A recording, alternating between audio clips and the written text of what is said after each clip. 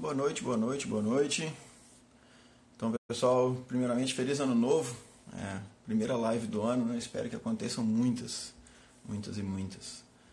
Eu espero que vocês tenham conseguido ter uma virada de ano sem muitos exageros, né? E para quem exagerou, que já esteja ou no rumo, ou pelo menos planejando entrar no rumo, né? A gente tem um ano novo inteiro de oportunidades aí para construir uma saúde melhor, tá bom? Não vou ficar enrolando muito não. Vamos direto ao que interessa. Bastante gente perguntou coisas, né? Então tem uma agenda grande para cumprir aí hoje. Vamos lá. A Ana Cecília perguntou o seguinte: gostaria de saber se o corpo acostuma, entre aspas, com a quantidade de vezes que nós nos alimentamos. É necessário variar a quantidade de vezes que nos alimentamos e a quantidade de carboidratos. Bem, então, são mais ou menos 3 perguntas em uma. Olha só. A respeito da quantidade de vezes que você come por dia, né, a gente está falando em última análise de jejum intermitente mesmo. Né? A gente sabe que a nutrição convencional, atualmente, ela fala em você fazer 6 refeições por dia. A gente sabe que isso é um padrão novo, né, até 1990 mais ou menos. Pelo menos o governo brasileiro, o Ministério da Saúde, recomendava 3 refeições por dia apenas, até 1990. Isso mudou, né, na verdade teve uma mudança, foi um padrão, uma mudança de padrão mundial, né? Segundo a Zoe Harcomb, né, isso começou com uma campanha de marketing que era estimular as pessoas a comer mais frutas como maneira de prevenir o câncer, né? Então, assim, isso aí misteriosamente entrou nas diretrizes nutricionais, né? Tem um artigo interessante sobre isso lá dentro do blog, vocês podem dar uma procurada depois, mas assim, só para a gente já ter esse balizamento, né? Até 1990 falava-se em 3 refeições por dia, né? Depois de 1990, hoje em dia no Brasil fala-se em 6, alguns países falam em 8, varia de país para país, ninguém sabe direito o que é o padrão, né? É porque na prática o que a gente está estudando esse movimento de saúde ancestral vê que o padrão simplesmente ele não faz sentido. Tá? Relembrando, né, até 1950 mais ou menos, não existia um número de refeições especificadas por dia. As pessoas comiam quando elas queriam, né, e ninguém achava ruim por isso. Tanto que em diversos países, algumas pessoas falam que a refeição mais pesada do dia, mais forte, é o café da manhã, para outros países é o almoço, para outros países é o jantar. Não existe padrão, nunca houve um padrão dentro da história humana. O que a gente tem são convenções. Mas vamos lá, vamos voltar aqui na pergunta da Ana Cecília. O corpo se acostuma com a quantidade de vezes que você come? Sim, ele se acostuma, né? Literalmente, se você está comendo sempre, comendo muitas vezes, a probabilidade maior é que você tenha picos de insulina, ainda que você não coma muito carboidrato, né? A simples presença de energia dentro do seu organismo, ele vai tender a te fazer sentir fome com mais frequência. Então, se você come mais vezes, você tende a querer comer mais vezes. É normal, tá?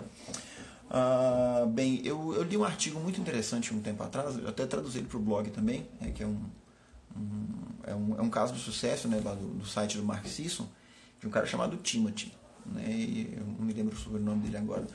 E o Timothy tem uma postura interessante, que é a seguinte: ele fala, em tempos ancestrais, os períodos de abundância e de escassez, eles eram variáveis também, né? Então, na opinião dele, a gente não deveria fazer o mesmo padrão de refeições ao longo do ano.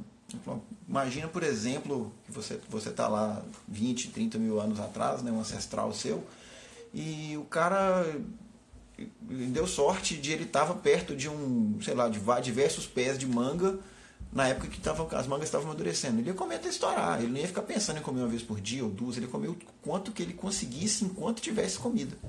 Tá? Por outro lado, nas épocas de escassez, não tinha o que comer, porque o que o cara ia fazer? Ficar com fome, ele não ia ter comida, né? Então, assim, a hipótese do Timothy, que é bastante interessante, ele fala o seguinte: que você deve tentar variar mesmo o seu padrão de jejum ao longo do ano, né? Ao invés de você fazer sempre 24/0, sempre 16/8, né? ou não fazer jejum de maneira alguma, né? O que ele adota para ele, que eu acho bacana, é isso. Ele fala, sei lá, 3 meses do ano eu faço 24/0, outros 3 meses do ano eu não faço jejum, eu faço 3 refeições, 4 refeições, o tanto que eu quiser, né? Mas 3, 4 meses do ano eu faço 16/8, e ele fica alternando esse tipo de coisa para não deixar com que o organismo se acomode. Tá? Eu entendo que, assim, só para deixar claro, né, eu não pratico isso hoje. Né, atualmente eu tenho mantido um padrão único de jejum. O ano passado eu fiz 24/0, esse ano eu estou fazendo 16/8. Né, mas a hipótese dele, ela me parece muito plausível, né, por essa questão ancestral da coisa. Né. A disponibilidade de comida variava com o tempo, antigamente. Hoje em dia você tem comida o ano todo. Antigamente você não tinha. Você tinha que comia quando tinha comida e quando não tinha, você ia dormir com fome. Tá? Deixa eu pegar aqui a última pergunta da última parte da pergunta da Ana, que ela fala sobre a questão da quantidade de carbos. Né? É necessário variar a quantidade de carboidratos? Ana, isso depende literalmente de um monte de fatores. Né? Depende da sua resistência à insulina natural, depende da sua atividade física, depende de qual que é o seu objetivo. Né? Você quer fazer esporte de explosão, você quer fazer esporte de resistência, você quer fazer esporte de força, né? Isso aí tudo vai, e outra ainda, você tem peso a perder, né? Isso tudo é que vai ditar qual que é o volume de carboidratos ideal para você. Tá? Então, assim, durante muito tempo, né, quando eu comecei a praticar low carb, eu seguia lá o mantra do Mark Sisson, falar, até 20 gramas de carboidrato por dia você está fazendo dieta cetogênica, vai emagrecer muito rápido, até 50 gramas você emagrece com velocidade boa, entre 80 e 100 você emagrece, mas sem muita pressa, entre 100 e 150 você mantém o peso, acima de 150 você ganha peso. Né? Na época, quando eu li isso, né, eu tomei isso para mim como uma verdade muito forte e passei isso para muita gente, inclusive, né, mas são coisas da infância, né? A gente vai amadurecendo. A individualidade sempre tem que ser considerada. Tá? Então, poxa, tem gente que consegue comer 60 gramas de carboidrato por dia e mantém a cetose. Por quê? Porque a compleição física dele permite, porque ele faz exercício pra caramba. Né? Então, assim, o volume de carboidratos que você tem que comer para ganhar peso, para perder peso, para ficar em cetose, para sair da cetose, né, ele não está escrito em pedra. A dieta cetogênica clássica fala em menos de 20 gramas de carboidrato por dia, mas foi o exemplo que eu acabei de falar. Né? A Diva Osório, né, a coach diva do CrossFit, a Diva, o que ela comenta é que ela fica em cetose comendo 60 gramas de carboidrato por dia. Né? Por quê? Porque a rotina de vida dela, de treino, a compleição física dela, permite que ela faça isso. Então, assim, nunca vai haver uma fórmula que atende todo mundo. Né? O que você pode fazer é partir da fórmula geral. 20 gramas de carboidrato, eu estou em cetose, por exemplo, se for o seu objetivo. Né? E com 30 fica em cetose também, e com 40, e com 50. Porque se você achar um ponto que é ótimo, em que você esteja mantendo o seu objetivo, né, e se permitindo comer um pouco mais de coisas que você gosta, né, se for o caso, por que não fazer? Né? Então, assim, mantenha sempre em mente. Né? Você tem que respeitar a sua individualidade. Beleza? Mas vamos lá. A Ana Usic perguntou: para dar um choque de inércia nos excessos de fim de ano, vale a pena alguma estratégia como o jejum de 3 dias ou só proteína por um período? Sobre os protocolos de jejum, há algum protocolo melhor que os outros? Olha só, assim, esse choque de inércia, eu acho que muitas vezes ele tem um componente psicológico muito grande, né? Que é assim, eu exagerei, então agora eu preciso me punir, me martirizar, né? Eu vou chicotear minhas costas para pagar os meus pecados. Né? Essa visão judaico-cristã de mundo, eu acho que assim, se você pode até fazer o seu jejum e ele vai te dar resultados, óbvio. Você vai deixar de comer aí 6.000 calorias, vai fazer diferença no seu peso, na sua saúde, num monte de coisa. Né? Mas ela é necessária. Né? Você tem que colocar isso na cabeça. Você pode fazer e provavelmente deve funcionar. Mas isso é necessário que você faça? Na minha opinião, não. Eu, por exemplo, eu vou agora no final de ano, eu tive os meus excessos, né? Como eu comento sempre, eu nunca saio da dieta. Mas eu comi muito de coisas da dieta. Comi muita fruta seca, muita castanha, um monte de carne. Ganhei lá o meu peso, né? Não tem dúvida disso. Na virada do ano novo, né, a partir do dia 1º de janeiro, eu falei, opa, estou de volta aos trilhos. Voltei ao meu padrão de jejum, que esse ano eu estou fazendo 16/8, né?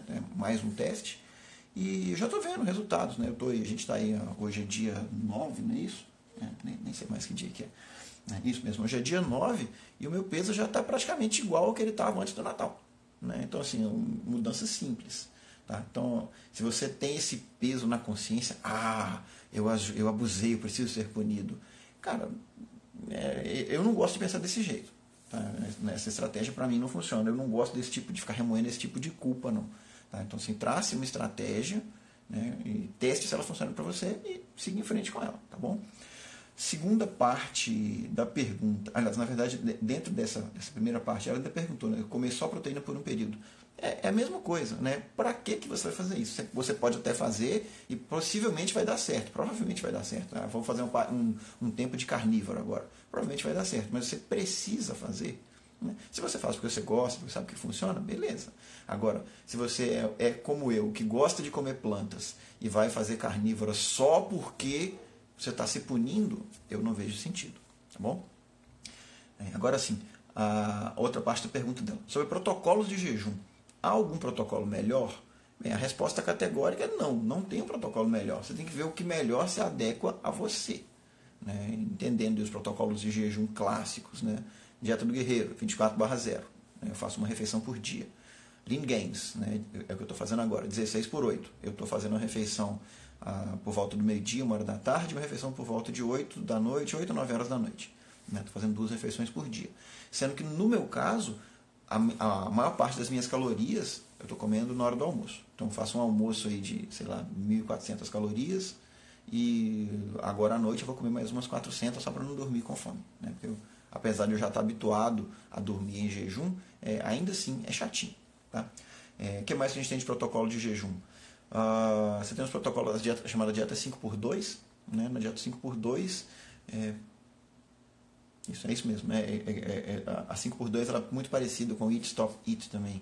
Né? Você faz 2 dias de jejum, né, a cada 5 da sua semana. Você faz 2 dias de jejum 24/0 a cada 5 dias. Né? Então, sua semana são 7 dias, é isso. 2 dias de jejum, 5 dias sem jejum. Funciona bem? Funciona bem também. A questão toda é se funciona bem para você. Tá? Então, acho que assim, você precisa fazer o teste. Tá? Eu considero o jejum 16/8 muito sustentável. Eu consigo fazer isso, dormir tranquilo, né? Eu não tenho que dormir com fome todo dia, né? E tem meus resultados. O jejum 24/0 para mim também funciona bem. Eu já estou habituado quando eu falo, não, hoje eu vou dormir em jejum. Para mim já funciona bem também. Tá? Você tem que testar. A Jamile perguntou o seguinte: atividade em jejum é de boa, né? É tranquilo? Gíria de mineiro, né?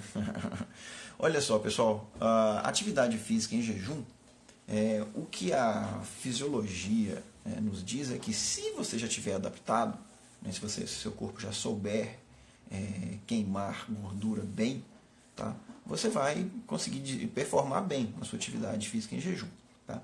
Principalmente se você estiver vindo de um dia anterior, né, se for o caso, você é uma pessoa que pratica esportes de explosão, esporte de força, esporte resistido, né, musculação, por exemplo. Se você já está vindo com o seu estoque de glicogênio cheio do dia anterior, então, sei lá, no almoço do dia anterior, eu comi um pratão de carne, depois eu comi fruta de sobremesa, meu glicogênio está bonitinho, cheio. Aí eu fiquei 24 horas em jejum. 24 horas em jejum, dificilmente vai conseguir treinar bem. Tá? É isso. Agora não, estamos falando aí de exercício de resistência, triatlon, corrida, ciclismo, né? É nesses esportes que o jejum brilha de verdade, né? Uma pessoa que já está habituada a jejuar, né, que o corpo dela sabe queimar gordura, ele é capaz de fazer o chaveamento aí de glicose para gordura meio que no modo automático, é aí que o jejum se encaixa direito mesmo. Estou vendo o Nando acabou de comentar aí, correr meia maratona em jejum. É isso mesmo, eu conheço várias pessoas, né, que fazem isso em jejum. Tem uns casos aí, os casos de teste, né, que a gente fala, tipo, sei lá, 2 anos atrás, 3 anos atrás, o Hugo Casarim, né, do CrossFit.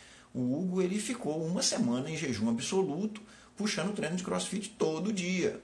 Todo dia. Né? Então, assim, tem vídeo do Hugo puxando 140 quilos no terra, né, depois de 3 dias de jejum. Então, para ele funcionou bem. Por quê? Né? Por que funcionou bem? Ele já estava habituado, o Igor já é um cara forte, né? Sem dúvida, ele é um cara muito forte, já estava habituado a jejuar, já devia estar bem seto adaptado. Né? E eu me lembro que na época, no final da semana de teste dele, ele tinha perdido 1 quilo só. Né? Então, assim, muito provavelmente deve ter sido 1 quilo de gordura, da pouca gordura que ele tinha. Entendeu? Então, Jamile, exercício em jejum, se você já estiver habituadinha, faça. Se você não estiver habituada, né, você pode ter algum tipo de mal-estar. Uma pessoa que nunca fez jejum, né, por exemplo, vamos pegar o caso extremo. A pessoa nunca faz jejum e vive comendo carboidrato. Aí ela cisma de um dia para a academia puxar ferro em jejum. A chance dela passar mal é alta. Né? É alta. porque simplesmente ela não vai ter combustível em estoque, o glicogênio dela pode estar baixo, e o corpo dela não sabe queimar gordura. Tá? Então, tem uma chance boa dela passar mal sim. Tá? Então, é isso. Dadas essas condições, jejum intermitente e exercício é tranquilo. Você só precisa estar pronto para isso. Tivemos uma falha técnica aí, o Instagram me deixou na mão de novo. Espero que agora você tenha normalizado. Mas vamos lá. A Ângela perguntou o seguinte: qual que é o impacto de você pular uma refeição? Literalmente, qual que é o impacto de você jejuar um pouquinho? Né? Bem, o impacto disso, o mais óbvio, você vai ter um declínio aí, né, na sua insulina circulante. Né? Como você não tem energia entrando, o corpo não tem que mobilizar energia, nem para músculo, nem para gordura, de maneira que a tendência é que a sua insulina baixe. Tá? Eu acho que dificilmente, se você está falando em pular uma refeição paulatinamente, né? Paulatinamente, eu pulo uma refeição todos os dias. Né? Quem pula uma refeição todos os dias, no final das contas, acaba fazendo o jejum 16/8. É o mesmo protocolo que eu faço. Né? Então, impactos disso, a gente vê empiricamente. Perda de peso, maior disposição, maior clareza mental. Né? É tudo de bom que o jejum tem para te oferecer. Tá bom? Então, assim, pular uma refeição um dia, provavelmente não vai acontecer nada. Nada vai mudar, nem para melhor, nem para pior. Tá? Mas se você quiser fazer um protocolo pulando uma refeição todo dia, beleza. O Rogério perguntou aqui online agora, depois você podia falar um pouco da sua motivação inicial. Rogério, só complementa a pergunta, motivação inicial para quê? Tá bom? Eu vou deixar rolando aqui as perguntas na tela, enquanto isso eu vou continuar respondendo o que está no texto, e aí eu respondo a sua pergunta no final, tá bom? Só me dá um pouco mais de detalhe. Motivação inicial para quê? Vamos lá. O Demetrius perguntou: ferritina e dieta carnívora tem alguma relação? Então vamos lá, vamos fazer uma recapitulação básica. Né? Todo mundo sabe que o nosso sangue ele é rico, ele é rico em moléculas de ferro, né? Lá dentro da nossa hemoglobina. E a maior das funções do ferro é o transporte de oxigênio. Então, quando o seu sangue vai lá no pulmão, ele pega o oxigênio que você acabou de respirar e vai levar para distribuir para o resto do seu corpo. Tá bom? Bem, digamos assim, o estoque de ferro do seu corpo, ele fica, né, encapsulado em moléculas de ferritina, que é uma proteína. Tá bom? A ferritina, se a ferritina está elevada, né, você pode ter, se ela estiver muito elevada, você pode ter alguns problemas. Tá bom? Deixa eu pensar se eu me lembro de alguma coisa aqui agora, em relação a problemas específicos. Assim, outro dia o Dr. Zé Neto ele falou, inclusive, sobre as associações entre excesso de ferro e surgimento de câncer. Depois citou um estudo bem bacana, mas esse é um. Tá bom? A questão toda é, muita gente, quando você chega no médico e o cara fala, a sua ferritina está alta, você vai lá no hematologista, sua ferritina está alta. A primeira coisa que o cara te pergunta é: você come muita carne? Né? Fala, poxa, vamos dar o passo atrás. Né? Comer carne se você for colocar na lista de prioridades o que eleva a ferritina, tá uma das últimas. Tá? É uma das últimas coisas que eleva a ferritina. Por quê? Carne vermelha tem ferro? Tem ferro. Né? Não tem dúvida disso. Mas você tem que lembrar sempre da homeostase. Tá? Então, assim, o corpo ele tende a se manter em equilíbrio. Tá bom? Então, assim, a principal causa de ferritina elevadíssima é hemocromatose. Hemocromatose é uma doença genética. Né? O seu papai ou a sua mamãe, ou os dois, te passaram hemocromatose. Né? Para hemocromatose não tem muito o que fazer. O tratamento indicado hoje em dia é sangria. Né? Parecendo coisa medieval, mas é uma sangria moderna. Você vai tirar um pouco de sangue, né? Para exatamente baixar o volume de ferro que você tem no seu organismo. Tá bom? Bem, eu lembrei de mais um problema possível por excesso de ferro. Você pode ter problemas hepáticos. Tá? Por quê? O excesso de ferro ele pode induzir cirrose. Né? Nós estamos falando em excesso mesmo. Né? Nós estamos falando de ferritina para muito alta, 900, 1000. Né? Não é ferritina basiquinha elevada que a gente está habituado a ver aqui, não. Bem, uma das principais causas para você ter ferritina elevada, né? Vamos adivinhar qual que é? Esteatose hepática. Né? Quando você tem disfunção no metabolismo do seu fígado, né? Aí a coisa começa a ficar complicada. E esteatose hepática, como a gente já está meio careca de saber, né? Ela é causada principalmente por síndrome metabólica, né? Resistência à insulina no final das contas. Então, tirando as pessoas que têm doença genética, né? Tipo, como eu citei, hemocromatose, se você pegar a maioria esmagadora dos casos de gente que tem ferritina elevada, os caras comem carboidrato demais. Já estão pré-diabéticos ou diabéticos, né? Estão naquele circuito ali da síndrome metabólica. Tá? Então, cara, se a sua preocupação era vou comer carne e minha ferritina vai elevar. Se a sua ferritina está elevada, se ela está se elevando, você pode ter certeza que a carne é um dos motivos menos prováveis.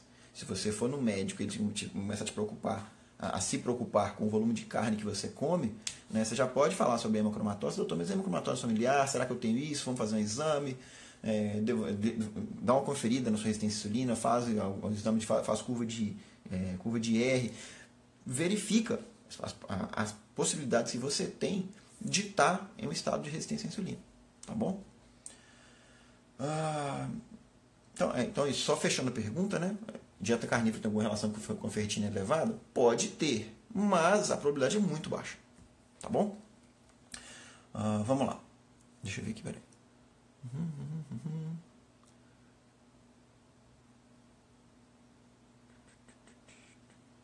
Achei que fosse mais alguma pergunta, mas não é.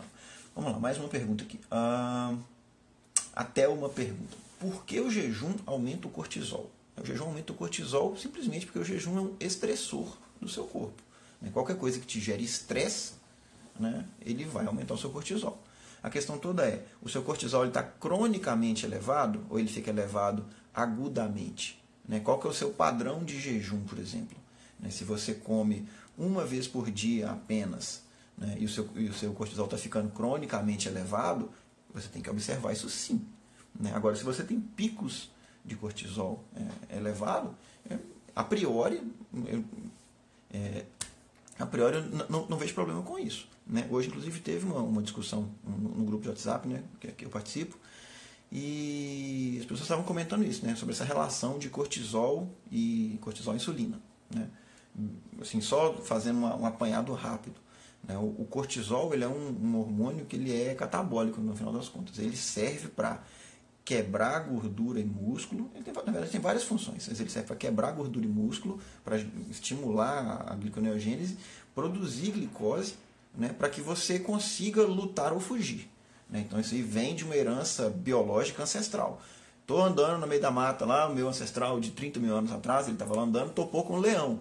Ele tem duas possibilidades, ou ele foge ou ele morre. Tá? Isso aí vai ter um disparo adrenal imenso, adrenalina bombando, o cortisol vai subir. Isso aí vai dar para o cara um montão de glicose para ele conseguir correr rápido, muito rápido, no intervalo curto de tempo.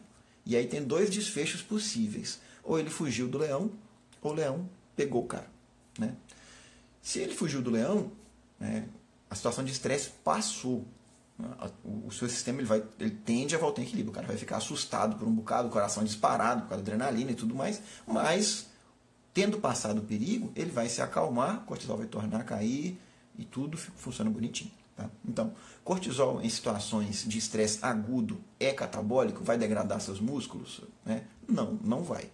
Tá? Agora, estresse crônico, né? São os dias de hoje. Eu fico 3 horas dentro do carro no trânsito todo dia. Aí eu chego no trabalho, o meu chefe enche o raio do meu saco. Aí eu chego em casa, o meu marido ou a minha esposa enche o raio do meu saco. Né? Isso aí vai te colocar em estresse crônico. Você vai estar produzindo cortisol o tempo inteiro, né? E o seu corpo ele não quer saber se o cortisol está vindo porque ele viu o leão ou porque o seu chefe te mandou fazer um relatório de 1000 páginas para amanhã. Né? O que o seu corpo entende é o seguinte: tem cortisol rodando?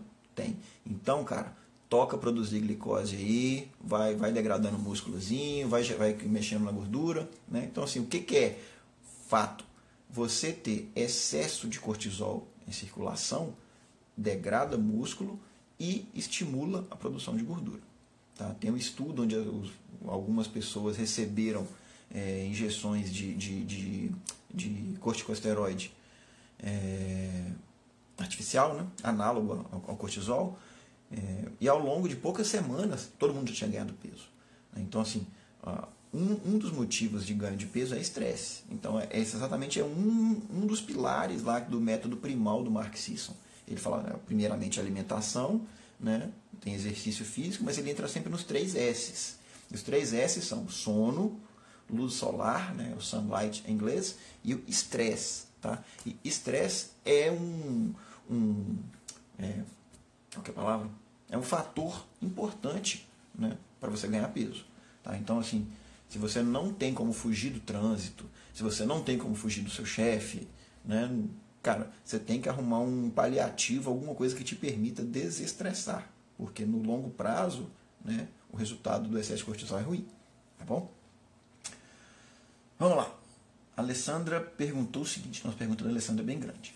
Tenho dúvida sobre o consumo de iogurte, em virtude da contaminação do leite com pus e também dos hormônios que a vaca está produzindo ao ser mantida prenha.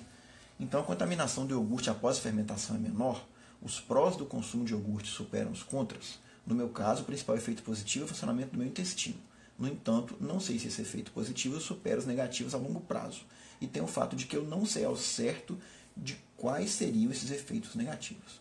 Tá, então vamos lá. Tem um monte de perguntas embrulhadas aqui. Então, primeira delas, virtude da contaminação do leite com pus, né, o pus da teta da vaca, no caso. Né, assim, eu já ouvi falar muito disso, eu não duvido que exista, tá? Mas na prática a gente não sabe o quanto disso ocorre de verdade. Tá, ok? Por quê? Bem, por mais que a gente saiba aí, né, que a vigilância sanitária não consegue cobrir tudo, né, é impossível você fiscalizar tudo com perfeição, né, e a gente viu aí o escândalo da carne fraca um tempo atrás, né, de carne podre, carne ensalada de papelão. Então, assim, vamos encontrar de tudo dentro do processo industrial, né, seja por erro, seja por má fé. Tá bom? Bem, a questão toda é, isso aí, essa contaminação do leite, né, especificamente com pus, ela compensa ou ela descompensa os benefícios? Cara, não consigo te falar. Né? Infelizmente não consigo te falar isso. Acho que assim, a gente tem que ter consciência primeiro do seguinte, laticínio não é essencial para ninguém. Né? Eu como porque eu gosto. Eu sou mineiro, eu adoro comer queijo, eu adoro iogurte, eu não bebo leite. Leite em si não me faz falta. Mas eu adoro iogurte e queijo. Né? Eu já fiquei um tempo sem comer laticínios de natureza alguma, não mudou nada, né? Não mudou nada no meu dia a dia, não melhorei nem piorei nenhuma condição que eu tinha. Então eu voltei a comer. Tá? O fato de não ter melhorado nada, né, assim, para mim foi um indicativo de que, de duas uma, ou eu sou muito tolerante ao pus que está lá no leite, né, ou então realmente, ou na verdade 3 possibilidades, né, ou eu sou muito tolerante ao pus que está no leite, ou não tinha pus no leite, ou simplesmente esse pus do leite, né, não fez diferença para mim. Acho que eram só 2 mesmo, eu falei a mesma coisa 2 vezes. Tá? O que eu te sugiro? Primeiramente, um teste. Você comentou aí que o principal efeito benéfico dos laticínios é no seu intestino. Então, beleza, tem uma boa notícia para você. Então, se você tem medo do pus, se você já conhece casos de gente que tomou leite com pus, foi detectado, passou mal, blá blá blá, você pode parar de comer laticínios e começar a comer outro tipo de probiótico. Né? Que tal, ao invés de você comer laticínios, você comer, por exemplo, chucrute caseiro, né? Ou rabanete fermentado, ou picles caseiro fermentado, não é o picles com vinagre, não, o picles fermentado mesmo. Ou fazer kombucha, ou fazer, eu sugeri kefir, mas kefir também é de leite. Mas você pode fazer kefir de leite de coco, kefir de água. Tem um monte de outros probióticos aí, né, que podem te ajudar e não vão ser o laticínio. Se o seu medo é esse, né, se o seu medo é da contaminação do laticínio. É isso mesmo, né? Quando você pergunta se você não sabe se o efeito positivo supera o negativo no longo prazo, né, a única maneira de fazer isso é testando. Tá? Se o seu medo é real, o que eu te sugiro é trocar de probiótico. Tá? Acho que assim, é o melhor conselho que eu posso te dar. Tá? Assim, eu, de minha parte, esse tipo de vamos chamar de teoria da conspiração, né? Eu não gosto muito de acreditar em teoria da conspiração, não, tá? Porque assim, teorias da conspiração em geral, né, e aí se aplica a tudo, né? O homem não pisou na lua, a terra é plana e está todo mundo mentindo. Isso exige você envolver um monte de gente, né, e você manter segredo dentro de um monte de gente, no longo prazo é impossível. A gente tem um ditado aqui em Minas que fala de segredo entre dois só se você matar um. Imagina segredo entre centenas, milhares. Então sempre que fala assim, os Illuminati estão me observando. Eu falei, cara, se tivesse os Illuminati observando mesmo, fatalmente já teriam vazado segredos por aí. Tá? Mas essa é só a minha opinião, você não tem que acreditar nisso. Tá? Por exemplo, o caso lá da Operação Carne Fraca, né, que tinha produtos com carne podre, com não sei o que, né? Você vê que, via de regra, eram alimentos processados, ou ultraprocessados ou processados. Então, salsicha, hambúrguer, esse tipo de coisa, o mais prudente, né, independente da teoria da conspiração, o mais prudente é você eliminar isso da sua vida. Você quer comer hambúrguer? Faz hambúrguer em casa. Se você quer comer, sei lá, linguiça, salsicha, que seja, você consegue fazer em casa. Não vai ser o mesmo sabor, vai ser inclusive muito mais gostoso. Tá? Você consegue fazer em casa. A questão toda é que dá trabalho. Tá? Mas esse dar trabalho, quem já está no caminho da comida de verdade, já está acostumado com isso. Comida de verdade dá trabalho.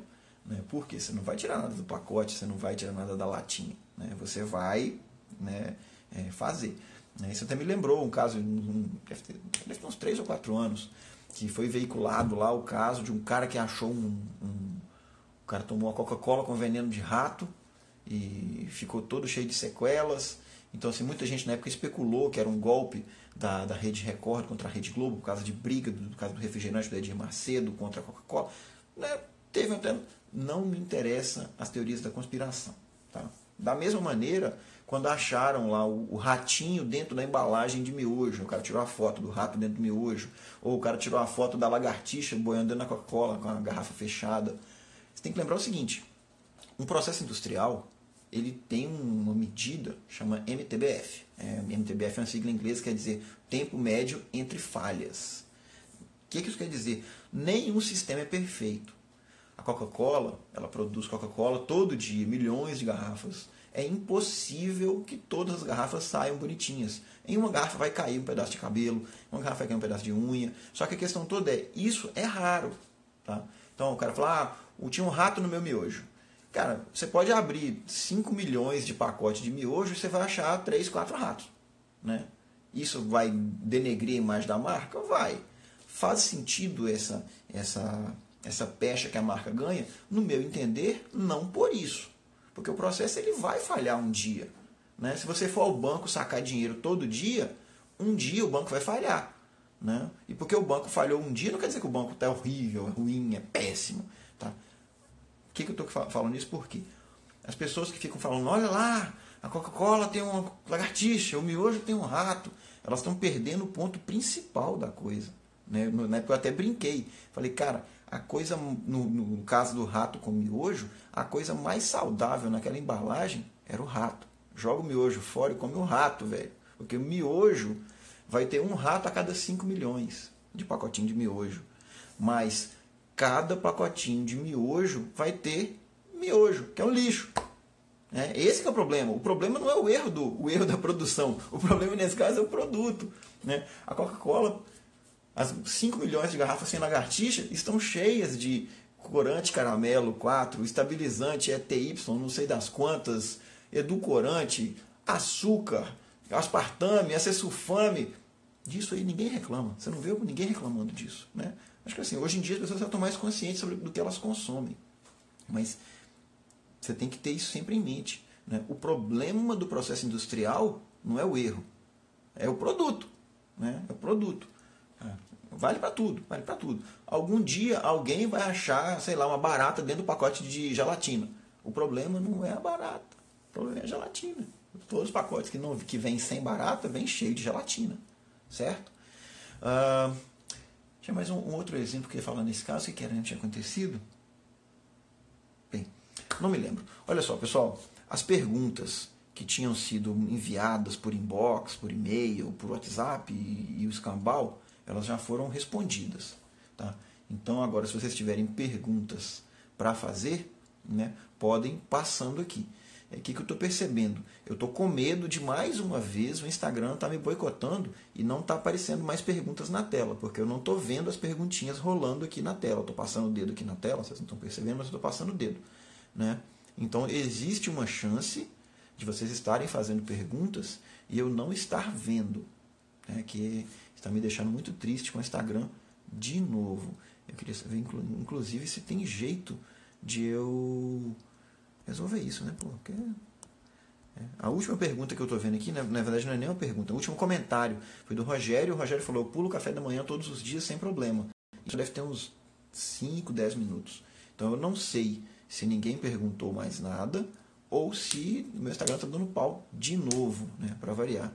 Está sendo bastante chato. Eu vou tentar apertar uns botões aqui. Então, assim, se a live foi encerrada de alguma maneira, eu peço que vocês me perdoem, tá? Mas eu vou tentar ver o que eu consigo fazer aqui. Deixa eu apertar esse botão. Perguntas do seu story. Publica uma figurinha de perguntas. Deixa eu publicar esse aqui, então, peraí. Vamos. Não, isso aqui não é nada. Vamos. Publica uma figurinha, compartilha ao vivo. Tá, eu vou tentar colocar alguma coisa. O que é isso aqui? Não, isso aqui é para escrever uma mensagem. Não é o caso. O que é isso aqui? Não, isso aqui é para fazer uma transmissão ao vivo. Também não é isso aqui. Deixa eu postar uma figurinha dessa. Eu vou postar alguma coisa para ver se aparece. Não, não é isso. Isso aqui é um cachorro. Isso aqui é o... Encerrar. Não, não é isso também não. O que é isso aqui? Diamantes. Não. Ó, definitivamente eu não sei mexer nesse treco.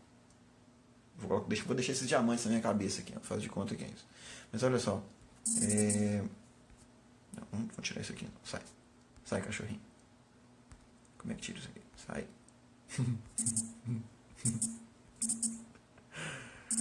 Óculos. Não. Bem, agora eu não sei mais como é que sai desse treco. Como é que desliga isso? Sai, sai, sai, sai.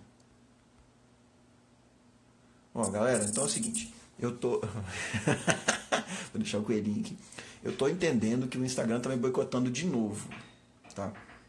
Assim, infelizmente eu não tô conseguindo ver novas perguntas que vocês tenham feito. Tá? Então eu vou considerar que essa live tá encerrada. Deixa eu saber se alguém mandou alguma coisa pelo Instagram aqui.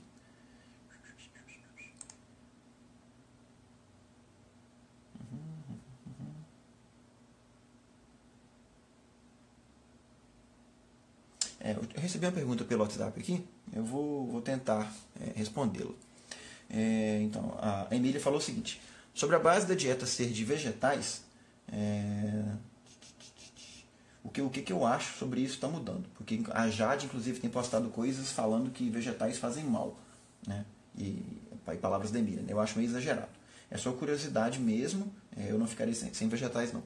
Então, eu tenho visto a Jade comentando isso também. Tá? Assim, eu prefiro ainda manter o meu ar cético. Tá? Eu ainda não li os estudos que ela mencionou, tá bom? Mas o que eu entendo? A nossa espécie, eu entendo que nós não somos carnívoros exclusivos, né? A gente é onívoro. A gente desceu das árvores aí há alguns milhões de anos. Estou inclusive traduzindo um artigo sobre isso hoje. Né? E graças ao maior aporte de gordura vinda de carnes de animais, o nosso cérebro cresceu. O nosso cérebro cresceu 3 ou 4 vezes ao longo de alguns milhões de anos aí. E nos tornou a espécie inteligente ou quase inteligente, né, que nós somos hoje. Tá? Mas, bem, sobre se plantas não são indicadas para um humano comer, eu sinceramente eu tenho minhas dúvidas. Tá? Por quê? Pelo fato da nossa origem ser onívora, né, você vê até pela sua própria dentição. A gente tem alguns dentes pontudos, né, seus caninos estão aí para você rasgar carne, tá? Mas a gente tem muitos dentes molares aí no fundo, que são dentes prontos para você mastigar fibra, e principalmente fibra vegetal, tá bom? Você pode argumentar também que eles são para quebrar ossos, né? Mas a compleição física do Homo sapiens sapiens, né, a gente não tem boca de quebra-osso, não, né? Como as hienas têm atualmente, ou como, por exemplo, os homens os neandertais, acho que os Cro-Magnon também, eles tinham as mandíbulas mais largas com dentes maiores no fundo, né, que poderiam usar para quebrar ossos. Tá? Então, assim, eu por enquanto, né, eu continuo acreditando que não que você precise comer vegetais, tá? Em termos de nutrientes, tá? Em termos de nutrientes, uma dieta carnívora ela é capaz de prover tudo ou quase tudo que você precisa, excetuando-se talvez por vitamina C, tá? Então, de maneira alguma estou dizendo que dieta carnívora não funciona, nem que não é saudável. Funciona e é saudável. A questão agora é, plantas fazem mal para humanos? Né? Tem um monte de considerações a ser feita aí. Quais plantas? Em quais volumes? Para quais humanos? Como é que é a sua microbiota? Né? Pega, sei lá, será que, então é uma suposição, tá? Será que se eu trouxer um esquimó lá do Polo Norte, né, vem de uma linhagem genética que já tem a microbiota apropriada para comer quase que só carne, o tempo todo, se eu pegar esse cara e colocar ele numa dieta vegetariana, será que ele passa mal? Tem uma chance de que sim. Isso não quer dizer que vegetais façam mal para humanos. Vegetais vão fazer mal para aquele grupo lá cuja microbiota, né, não está assim, apropriada para fazer digestão de vegetais. Entendeu? Então, assim, as afirmações que a Jade fez, eu ainda preciso digerir, literalmente, né? Ler mais estudos, por via de dúvida, né? Por via das dúvidas, e também porque eu gosto muito de comer plantas, eu não vou deixar de comer minhas plantinhas. Né? Quem acompanha minhas postagens aí no Instagram, vê, né, que o meu prato ele sempre tem um monte de carne, mas ele sempre tem um monte de plantas também, excetuando-se alguns dias que eu estou mais carnívoro mesmo, eu como só carne. Mas, assim, via de regra, eu como planta todo dia. Né? Se não for no almoço, é na sobremesa. Né? Sempre gosto muito de comer frutas. Por que eu faço isso? Eu acredito. Né? Primeiro que elas são gostosas. Né? Depois, elas têm os seus componentes benéficos para mim. Né? Como eu falei, nada que eu não achasse em carne, mas está nas plantas também. Tá? E, bem, o potencial que elas têm de me fazer mal, que nesse ponto eu concordo com a Jade inteiramente. Tá? Toda planta tem defesas, né, para não ser comida. As plantas não querem ser comidas. Tá? Então, assim, eu acho que desde a planta mais boazinha, né, vamos chamar assim, sei lá, uma banana, por exemplo. Mesmo a banana, ela pode ter algum composto que te faça algum mal. A questão toda é, você vai conseguir comer o volume suficiente para que isso faça mal efetivamente? Eu nunca vi falar de ninguém que tenha passado mal por comer banana, exceto por indigestão ou por, sei lá, alergia, que é raro também. Entendeu? Agora, existe alguma defesa natural nas bananas? Com certeza existe.